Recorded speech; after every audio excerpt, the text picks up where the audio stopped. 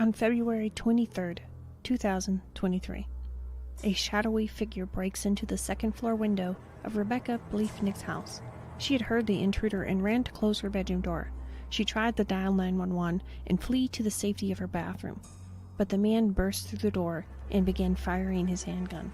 Becky fell to the bathroom floor on her back and gazed into her murderer's eyes as he emptied the handgun into her now paralyzed body. 14 rounds tore through her as she lay there staring into her husband's fury. The coroner reported not one of those gunshot wounds would have killed her on their own. Instead, she lay there in brutalizing pain, paralyzed and bleeding out, as the man who had said, "Till death do us part," calmly left the residence they once shared with their children. How did it get to this point? A few years earlier, he had gone on the popular game show Family Feud. During the show, he was asked what was the biggest mistake he'd ever made. He jokingly said, "When I said I do." Even the show's host, Steve Harvey, was left dumbfounded, without a reply.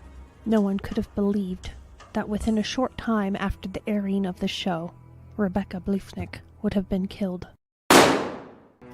Chaos rules in Madhouse, Madison County, Missouri.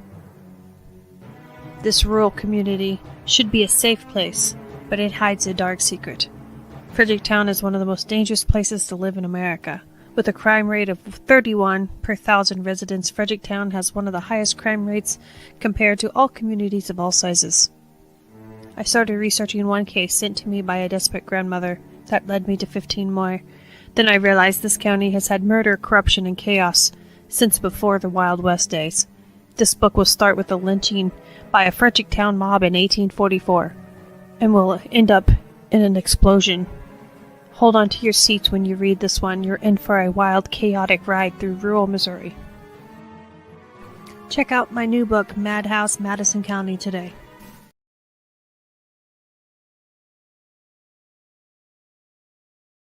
We're going to be talking about a case you've seen at the beginning. It is actually it's strange. Now, if you study different cases about serial killers, you will know that there is another game show killer that Rodney Akala, he was the dating game killer is what they call him.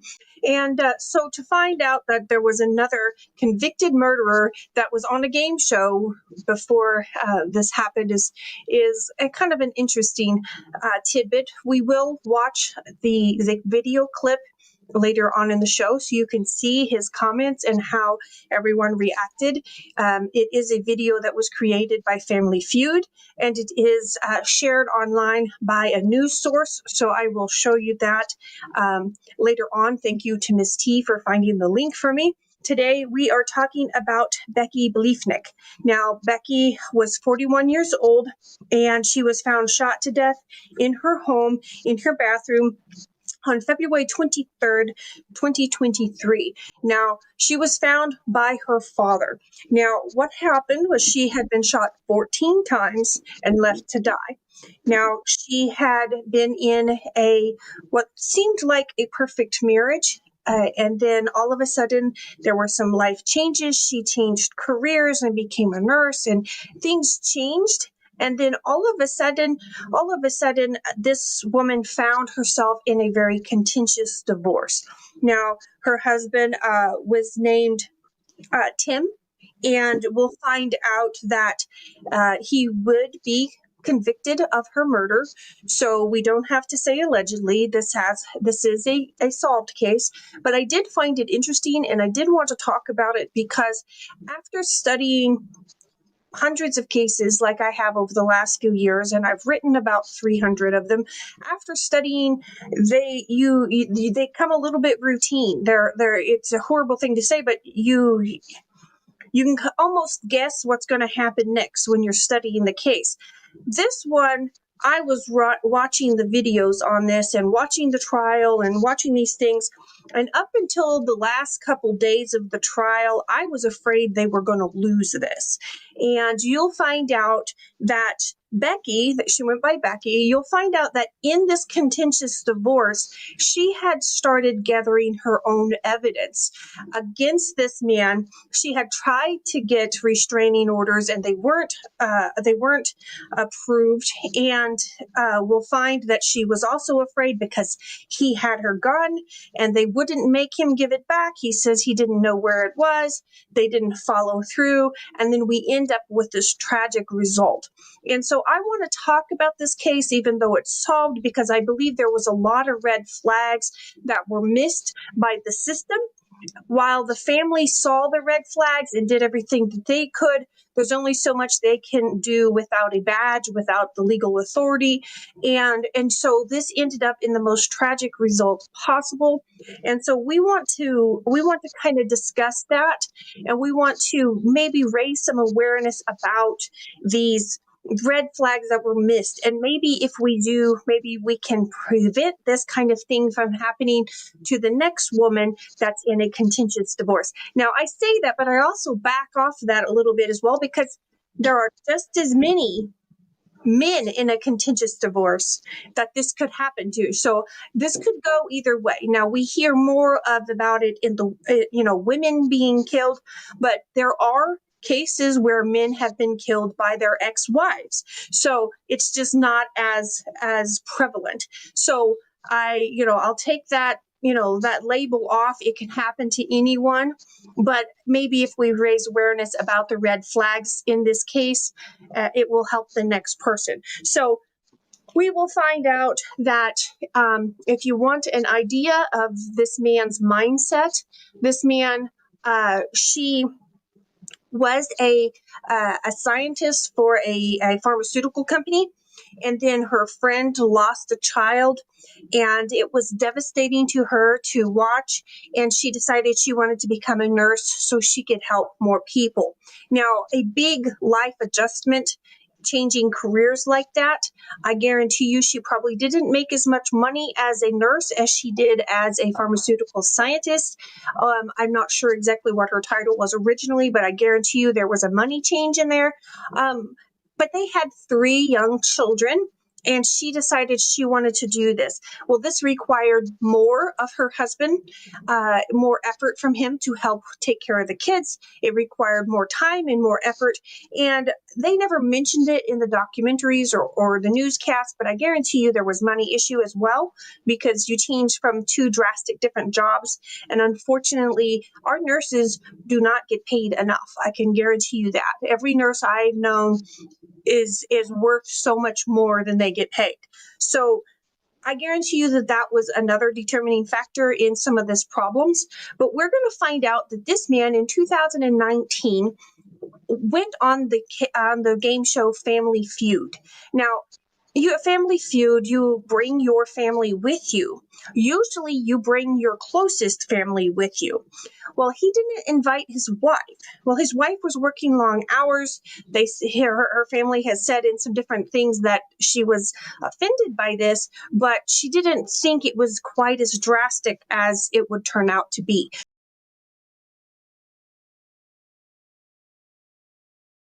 Contestant who joked on national TV. Can you hear it, or is it too quiet? It's a little too quiet. A little bit. Let me turn it up and see if you can hear it better. We're going to back it up just a hair. See if you can hear it better now. Contestant who joked on national TV. Yeah. It was a mistake, now on trial, accused of killing his estranged wife.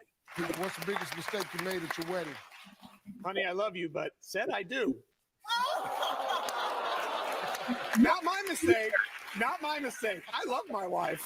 Authorities say in February of this year, Tim Bliefnick killed his wife, Becky. His phone show searches for the phone. Okay, we're going to pause it there because I don't want to use their entire 2-minute video. But, I mean, if you just go back there, I didn't count the seconds, but how long did Steve Harvey stand there without anything to say? I mean, I've never seen him stand. Not my mistake. Not my mistake. I love my wife. Authorities say in February of this He's in shock. I'm like, he just stared at him like, are you serious?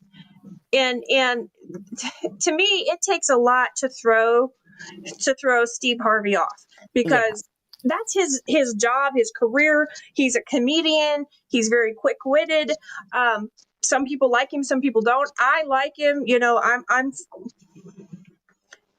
just me. If you don't like him, I'm sorry, but I do. I like him. I think I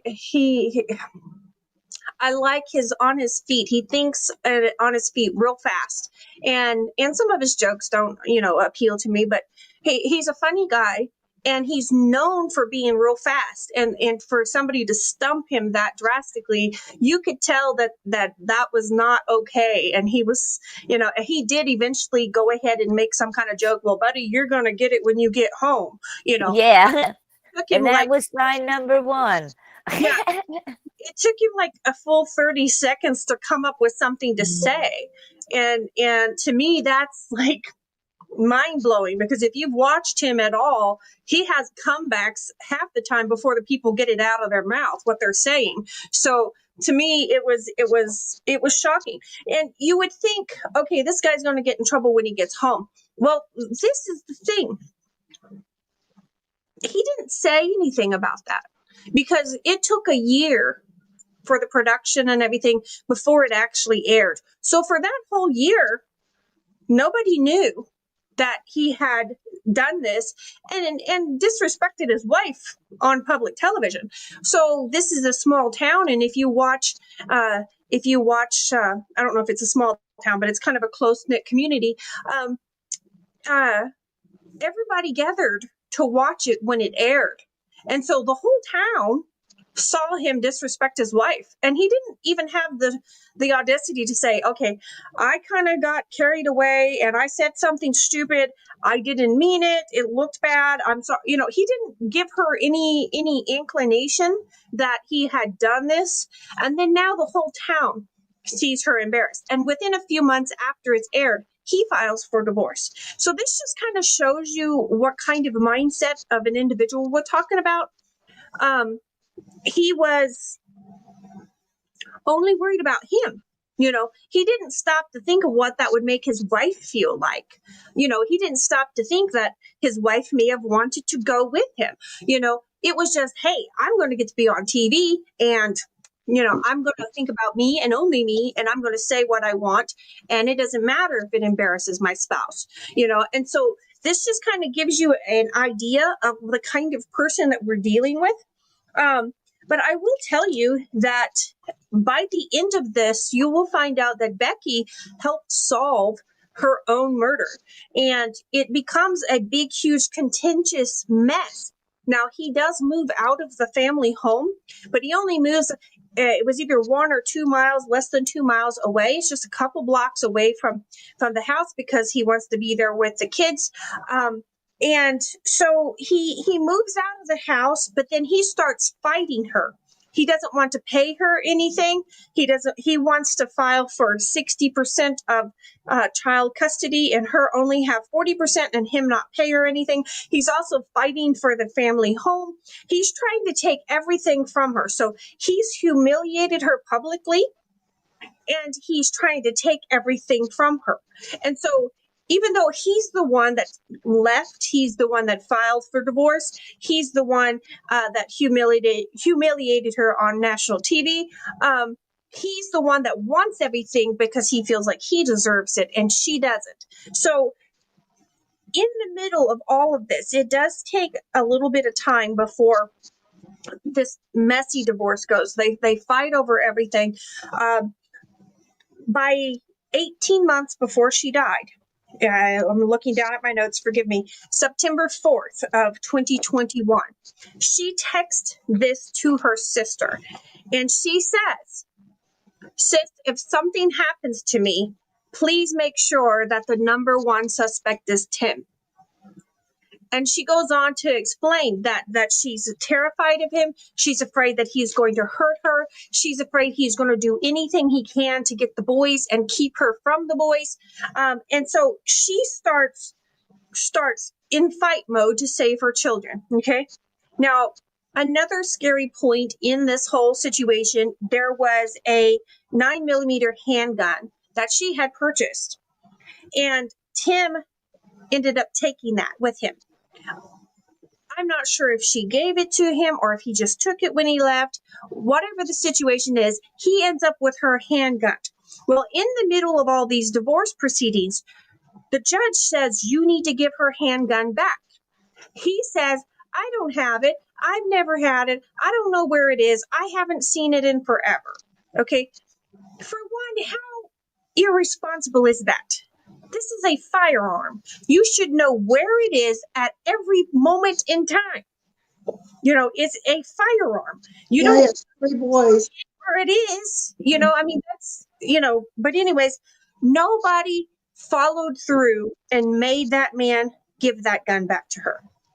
And that is one of the major red flags that I feel like the system betrayed Rebecca Bliefnick. I feel like right there, the system let her down. Now, you will find out that she filed for a restraining order. Then he also decided he was going to file for a restraining order. Neither one of the restraining orders were granted. Okay. Then we're going to find out because he's trying to convince the judge that she's the aggressor. But if you look through all the pattern of behavior, he's the one that didn't want any more responsibility for his children. He's the one that didn't want to change her what they had before. He's the one that went on national television and spouted off his mouth. He's the one that's doing this, but he's constantly trying to flip the tables and convince everybody that she's the aggressor. Well, when everything push comes to shove, we'll find out who is the aggressor. But unfortunately, I feel like there were several red flags that were missed, and this is one major one. They should have got that gun, searched the man's house, and found that, because she said she was afraid that he was going to use it on her. She said this, and yet nobody followed through. Now, what's sad, the final divorce hearing was March 2nd. So we went from February 23rd to March 2nd. Somebody can look up and count how many days that is. So we know, I mean, that's less than a week. Less than a week, they were going to have their final divorce hearing.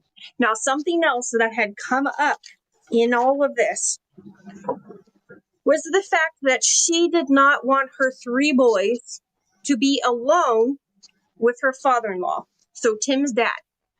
And she had brought this before the court and brought some sort of allegations that her sons weren't safe with her father-in-law.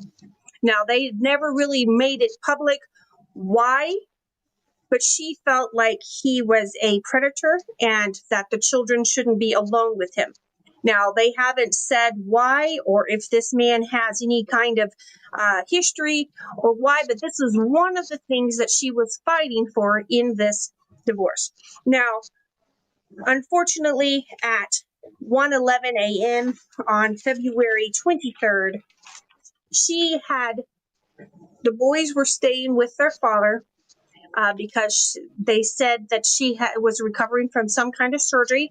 So the boys were staying, or the 3 kids were staying with the father. 1:11 a.m., her phone tries to dial 911. It doesn't finish. It doesn't follow through. Somebody broke into her 2nd-story window and came through her bedroom door, broke through her bedroom door. She had heard the window opening. She had tried to close the door. And we know this because the phone was dropped behind the open door that was broken. She ran towards her bathroom, which connected to her bedroom. Before she could get in the bathroom and close the door, she turned to close the door and she was shot the first time. She lands on her back and she stares up at the man as he shoots her 14 times. Now, as I said in the intro video, what's even more dreadful is the fact that the coroner would say that not one of those gunshot wounds would have killed her. All 14, where they hit and what happened to her, the damage that she sustained would have paralyzed her, but she would have been in agony and nobody was there to help her. It was 1:11 a.m. And we know that this is true because there is some different footage on different neighbors' camera systems, and we're going to get into that a little bit later. But we believe that he was seen on a camera at 1:16 a.m. heading away from her house. So we believe that 1:11 is actually when he broke into the house. Now, to make it even worse, and I'm trying to be as circumspect as I possibly can, but I'm wanting to give you guys an idea into the mind of this person. Not only had he done all of these things to the woman he said till death do us part, but then he also turns around and ups the stakes a little more. He allows her to lay there all day. Okay? He calls his father-in-law by 3 o'clock or so that afternoon. Okay? Now he tells his father-in-law, says, hey, something's wrong with Becky. She didn't pick the boys up from school. Would you go check on her? He literally sends his father-in-law to find his own daughter gunned down in her own bathroom several hours after he knows she's already gone. And then to make it even worse, the boys weren't planning on being picked up from school. They were planning on walking to their mother's house after school. If you don't think this was pre-planned, you will find out that he actually arrived almost an hour before school was let out to pick the boys up, and they were surprised that he was there because that wasn't the plan. So he doesn't want the boys to end up at the house, but he sends his poor father-in-law to find his wife that he had killed at 1 o'clock that morning. Okay, I'm going to stop. And then we're going to get into the different things that they found at the crime scene. But Cricket, jump in. What do you think so far? Well, to send the father-in-law to find his own daughter is heartbreaking. There's been other cases, and thank God he did think of the kids for a small amount of time, because as far as I'm concerned, he did not think of his kids in the long run. But No. In other cases, we've seen where the child has come home and found the parent. Yeah, there has been. And if there was any good that this man did, at least he saved his children from seeing that. Yes. The one that caused it in the first place, so you but yeah, I agree. At least the children didn't have to see their mother that way. And Miss T, what do you think? Well, you mentioned that he said he didn't know where the gun was whenever he was supposed to give it back to her. He hadn't seen it, in months or years or however long it was, had no idea where it was, but yet he had 3 boys in his home at least part of the time. Right. And he didn't know where How responsible is that? Yeah. And from what I understand, I didn't look into it too far because I didn't really want to talk about that too much because they're all minors. But from what I gathered, they were all pretty young too. I mean, they weren't. They were 12, 10, and 5. Yeah. So I mean, they're not 18 years old. They were young, and so. Besides the fact that he left his children at home alone at 1 a.m. in the morning to go kill his wife, I'm sitting here going, I think just for grins, you should add child endangerment to it just to add some more time to his list. Exactly. The house could have set on fire. Everything else is added to, I'm just, but I'm trying not to be too, I don't want to get into too many rants tonight. I'm trying not to. So, and I wonder too how many times because he made several trips. Yeah. So were the kids with him when all those times he made those trips? No, because he was on a bicycle. He was seen. We'll get into that. No, the kids weren't there. Yeah. So he practiced, and we'll talk about that. He practiced this, and the kids weren't with him because he was seen walking and on a bicycle, at 1 o'clock in the morning. So no, the kids, he left them more than once. Yep. Yeah. And just to But- lighten it up a little bit, why didn't somebody tell him that when you go on the show Family Feud, it doesn't mean bring your, I didn't so, hear. It doesn't mean what? well, he was just to lighten it up a little bit. The name of the show he was on, Family Feud, Started a family feud.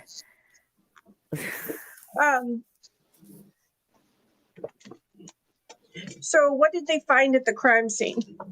At the crime scene, they found her in her bedroom. They found the cell phone behind the door. They also they found 8 shell casings. They also did you girls look and see if that included the what? I think they found 8 shell casings on the floor near her. They also found little shards of little scraps of plastic that they found Yeah. part of Mhm. all Yes. these bags. Yeah. Now they did find out that all these bags had DNA on them. There wasn't enough DNA to decide exactly who it was, but it was enough that they could not exclude Tim. And they said that the DNA numbers come back that it was 8 times more likely that it was him versus any other white male. So the DNA pointed pretty definitively to him, even though they couldn't get an exact match off of those scraps. What they believe he did was that he tried to wrap his gun in all these bags to make a homemade silencer and to catch the shell casings. Obviously, it did not catch them all because there were still 8 on the floor.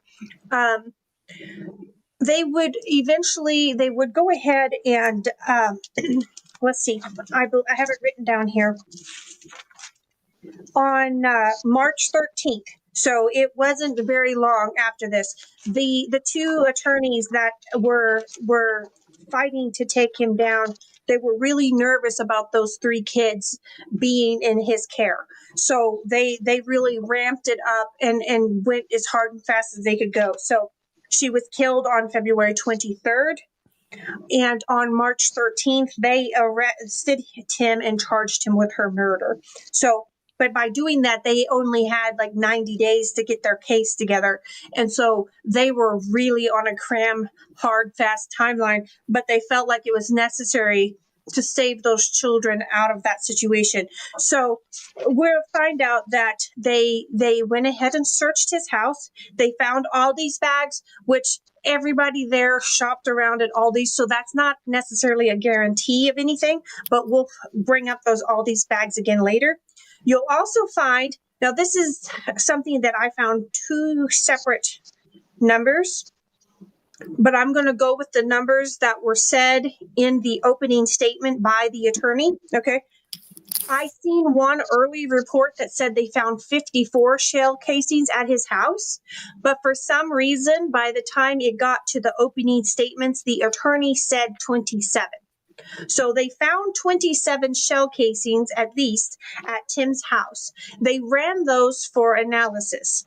They found that those shells matched the shell casings at his house matched the shell casings that were found around her body. So those were fired by the same gun.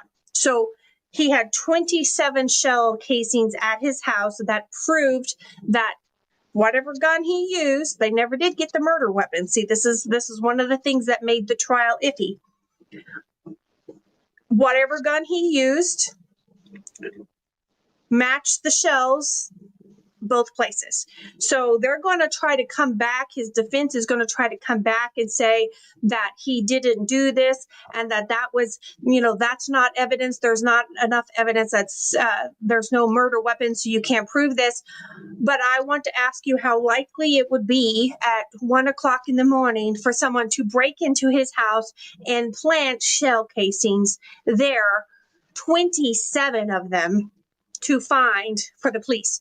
So how likely is that? You know, so if you believe that, I have some property I want to sell you.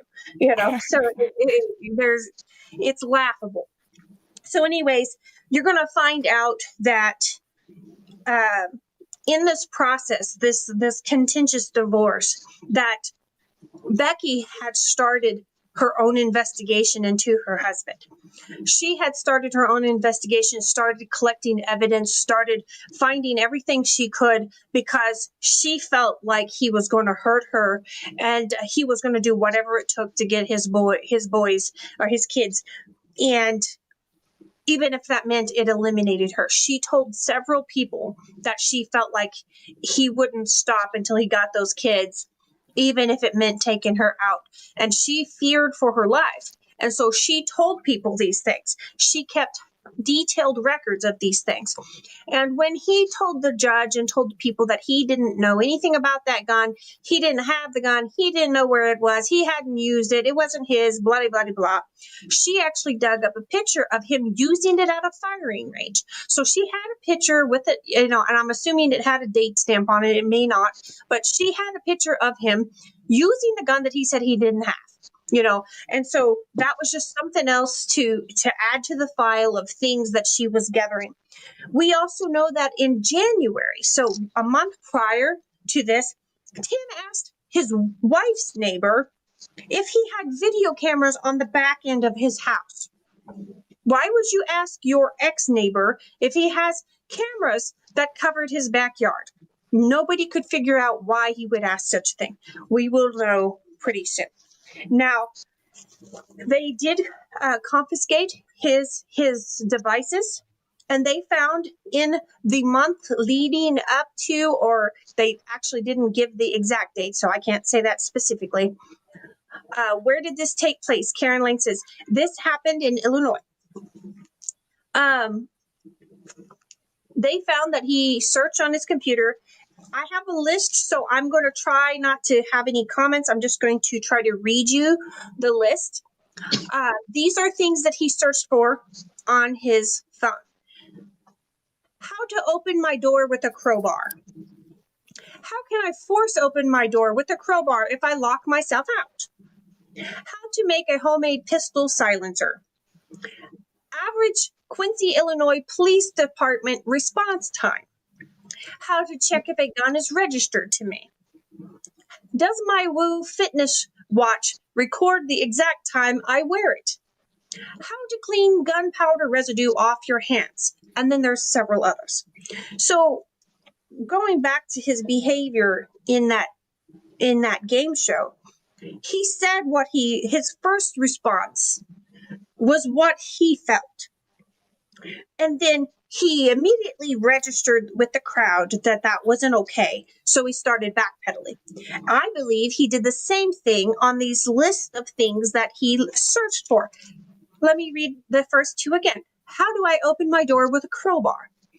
Oh, wait a minute. That may not sound good. So he's going to change up the wording a little bit and ask Google the same thing. Can I force open my door with a crowbar if I lock myself out? To me, that's the same behavior that he exhibited in the talk show. He thought, oh, wait, that may not look good. So I'm going to change it a little bit to make it look a little bit better.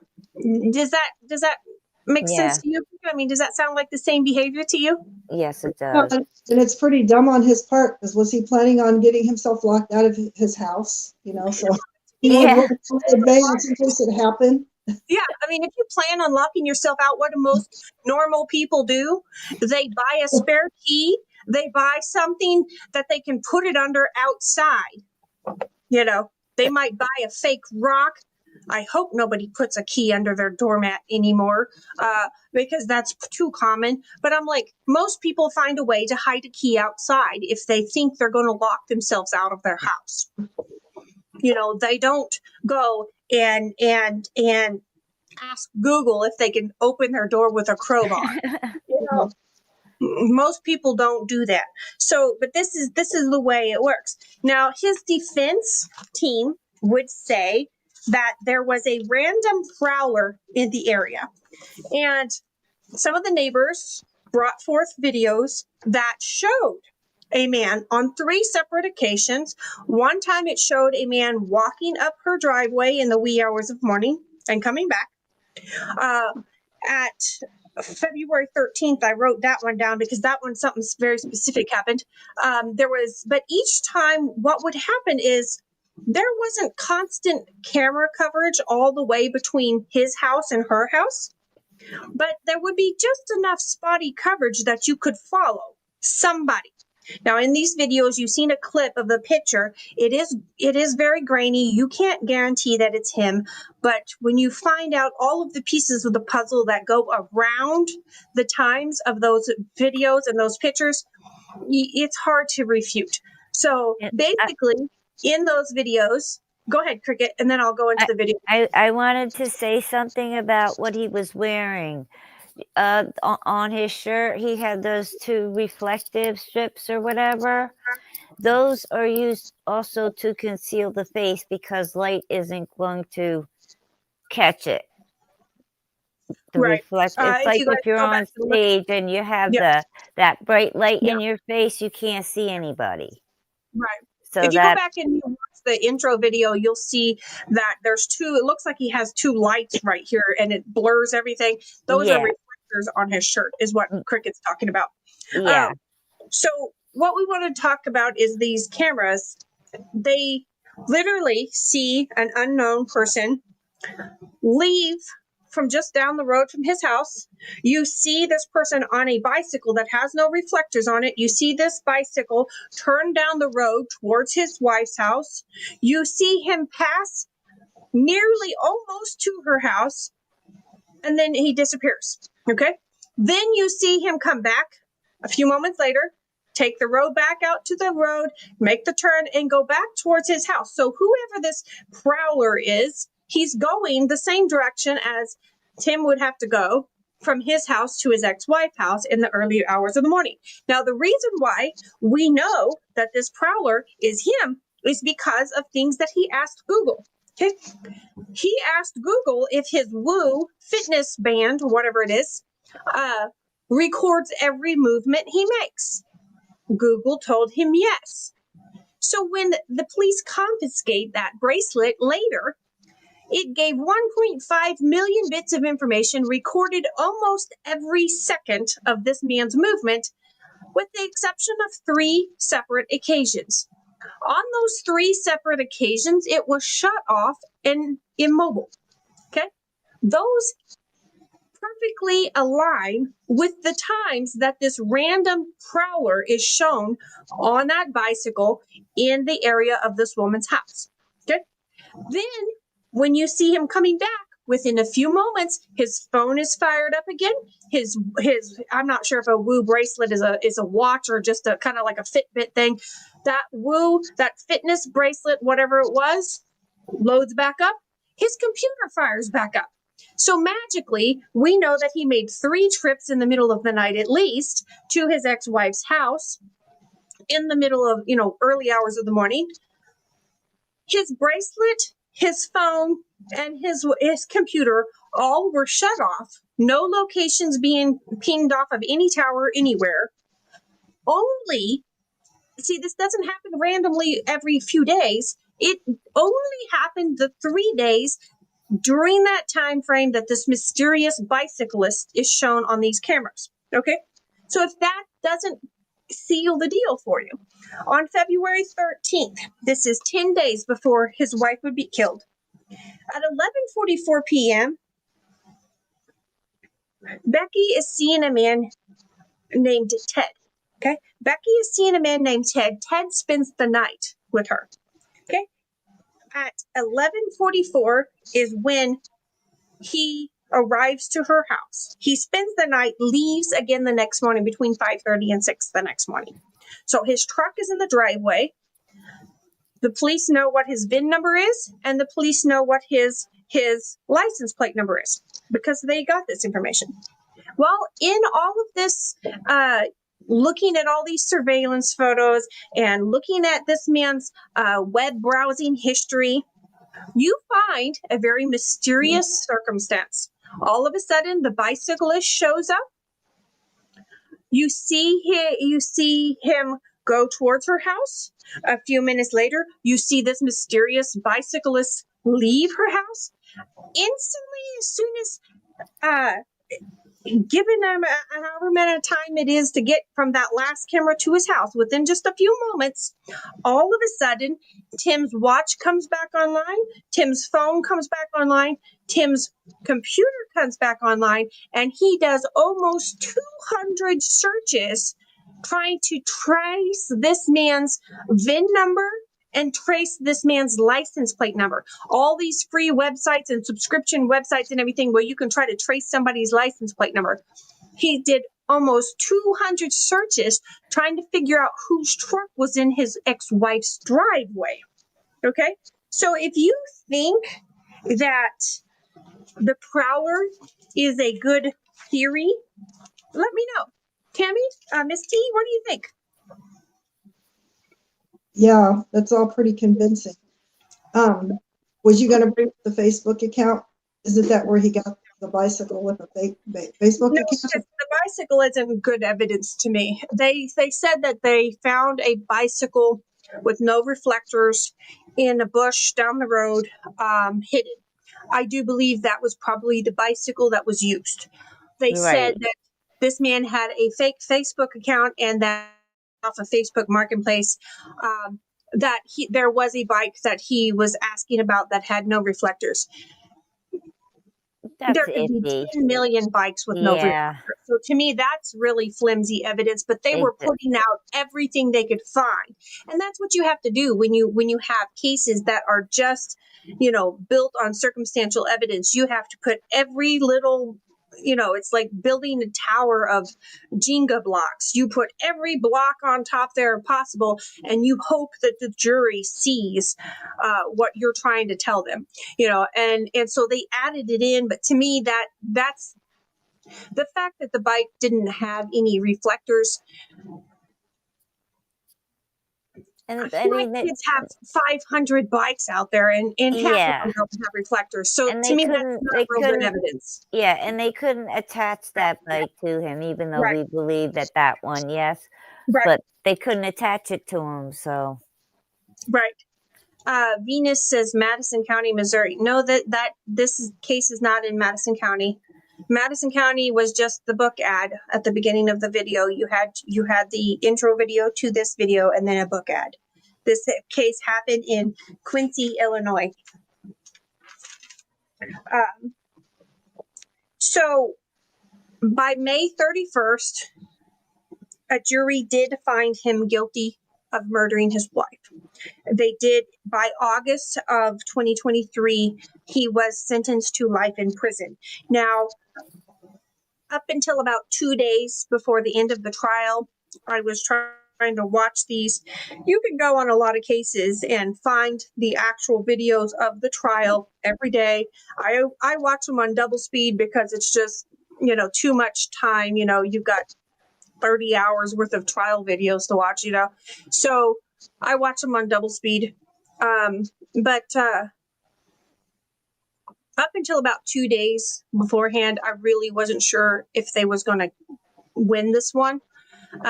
But when they started bringing in her phone records, it was like it took them longer to get her information from her devices for some reason. Or if they just left it toward the end for dramatic effect, I don't know. But at the end is when they started showing her text messages to her sister saying she felt like he was going to hurt her. At the end, they started bringing in all of the evidence that she had collected against her husband and against her ex-father-in-law. At the end, they started bringing in, and all of their circumstantial evidence was compounded by all of this evidence that she had collected on her own. So it was like her evidence helped convict her own murderer. And it was really, I can send out some links so you can watch the whole trial footage. I think they got 10 videos. But to me, I want to talk about the red flags. I mean, we're about out of time, but I want to talk about all of the red flags that were missed, and this poor woman lost her life for it, because this case is solved. In a lot of cases we talk about on this show, are unsolved, and we're trying to raise awareness. But in this situation, I think it's desperately important that we talk about this one, even though it's solved, because there's so many red flags that were missed. And how many people could we save if we start paying a little more attention? Because nobody wants to think that this could happen to their relative or happen to them. This Yeah, is I just wanted to something that talk a happens little on something on that too. Dateline. I mean, it just happens on Dateline. It doesn't happen to you. But how many red flags have been overlooked that could have saved this woman's life? So, Cricket, what do you think about the red flags? We talked about the gun, which I think that was a massive red flag that was left over. But what do you think? What are some of the red flags you feel? Did you feel like Well, there were more? the red flags that I'm going to talk about are the ones that nobody saw, that people need to pay attention to, because it is a part of domestic violence. The mental and emotional abuse. People Absolutely. don't see that. Yep. And women who are going through that, they try to hide it, but if you really know them, you'll pick up on those. Mhm. Well, and I think girls a lot of times tend to talk to their friends and each other. Yeah. And we try to encourage each other and support each other. If you have a group of family and friends, a little close knit group, hang on to that. But at some point, we need to also be willing to step out and break that little group and get outside help, because nobody wants to think, because everybody looked at this and said, well, they had the perfect relationship. They had the perfect marriage. I guarantee you they didn't. Yes, something may have happened to make this man break and go off the deep end, but I guarantee you, during their years of perfect marriage, guarantee you there was a lot going on behind closed doors. I guarantee you her close-knit group heard about it. But nobody wants to think that it could escalate to this point. And so I think if you happen to be in someone's close-knit circle, don't be afraid to step outside of that circle and get some outside help for your family member or friend. Because in reality, this woman had told a lot of people around her that she feared for her safety around this man. And like I said, this can go either way. I mean, there's a lot of vindictive, evil women out there as well. Yes. I had a friend who got stabbed 17 times by his ex-girlfriend. Yeah. Did he survive? Yes. Ah, man.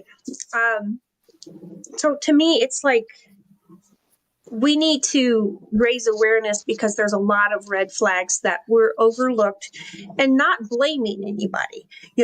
It's always easier to look back and see all the things that we missed. But I think maybe going forward, if we could keep this case in mind, maybe it'll make us a little bit more wary, maybe make us pay a little more attention to those warning signs. Miss T, what do you think? I think sometimes people don't know what to do in a situation, Absolutely. because she tried to get a restraining order and she couldn't get one, and they might have just didn't know what to do. Right. Well, and the thing too is, a lot of times you don't want to think it's going to happen to you or your loved one, but a lot of times if you just talk to a counselor, they can give you a whole list of resources. Because you think, there's nothing I can do. What can I do? How can I? I don't have anywhere to go or anything to do. And sometimes if you talk to a counselor, they will give you options that you don't know about. And sometimes just talking to somebody outside the friend group will give you a different perspective. You've heard it so many times. Okay, he's going to calm down. It's going to be okay. But then if you step outside that perspective, sometimes you'll get someone who says, hey, wait a minute, that's not okay. That's a red flag. And I feel like the system had failed her, because she had told many people that she felt like he was going to hurt her. She was afraid that he had her gun, and nobody would follow through and get that gun from him. You know, if it was her gun registered to her, he legally shouldn't have it. You know, just down to the fact that she was afraid he was going to use it, he legally shouldn't have it if it's not registered to him. You know, and so if somebody had just followed through on that, if somebody had followed through on several different points, if they'd have followed through and gave him, gave her a, a protection order, it's still a piece of paper, but it would have still done something to hinder a little bit, you know. And so all of these things together, I think, ended up in the most tragic results possible. Now, this man did try to appeal his conviction, and I am proud to say, as of November of 2023, he lost his appeal, and they upheld his conviction. So this is one of those cases where there wasn't a lot of DNA evidence. There wasn't a murder weapon. There wasn't a confession. And most juries like to have one of those three things, or all three of those things. But if you do your investigation and you find all of the evidence and you present it properly, there is still a way to get a conviction without those things. And so that's all I got for this one. Cricket, do you have anything to say before we sign off? I'm just gonna say, they had all the circumstantial evidence that was overwhelming, and that wasn't going to go any other way. Yeah. But everybody have a good night, and see you next week. Don't forget to hit like and subscribe. Miss T, you want to say goodbye? Yep. Hope everybody has a good night. Thank you all for signing on. Make sure and like, subscribe, share. All that BS really helps us out. I'll see you next time.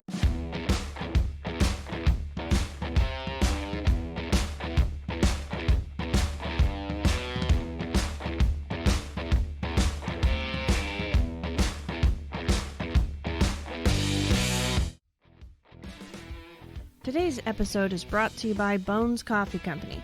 You can forget about boring coffee when you drink Bones Coffee. Not only do they offer a variety of flavors such as strawberry cheesecake and maple bacon, they are a family-owned company that puts great detail not only in their coffee, but in the artwork that comes on each individual bag. Bones Coffee has a coffee club that will deliver your favorite coffee to your door every month. If that wasn't enough, they also have some amazing swag to offer. Check out Bones Coffee Company today. I'll have my affiliate links in the show notes for you.